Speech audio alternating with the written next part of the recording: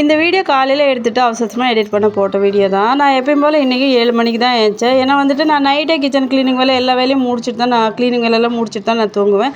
அதனால் காலையில் எவ்வளோ லேட் ஆகிடுச்சாலும் சீக்கிரமாக சமைச்சு முடிச்சிடுவேன். சிம்பிளாக ஏதாவது ரைஸ் இல்லை அப்படின்னு பார்த்து தக்காளி ரைஸ் தான். தக்காளி ரைஸ்க்கு மசாலா ஸ்பைசஸ் எதுவுமே ஆட் பண்ணல, ரொம்ப சிம்பிள். தக்காளி வெங்காயம் எல்லாம் கட் பண்ணி வச்சுட்டு பூண்டு இடித்து வச்சுட்டு காரத்துக்கு இந்த பச்சை மிளகாய் பழுத்து மிளகா ஒரு 4 போட்டு அதுக்கப்புறம் எண்ணெய் கடுகு கருவேப்பிலை வெங்காயம் எல்லாம் போட்டு ஃப்ரை பண்ணிட்டு தக்காளி அதுக்கப்புறம் கொஞ்சம் உப்பு மஞ்சள் தூள் போட்டு நல்லா ஒரு 5 நிமிஷம் தக்காளி குழஞ்சி வர அளவுக்கு நல்லா ஃப்ரை பண்ணி எடுத்துக்கிட்டு அதுக்கப்புறம் தேவையான அளவுக்கு தண்ணி அரிசி கழுவி போட்டு உப்பு போட்டு குக்கர் மூடி போட்டு ஒரு 2 விசில் விட்டு எடுத்தால் அவ்வளோதான். சூப்பரான சிம்பிளாக தக்காளி ரைஸ் ரெடி ஆகிடும்.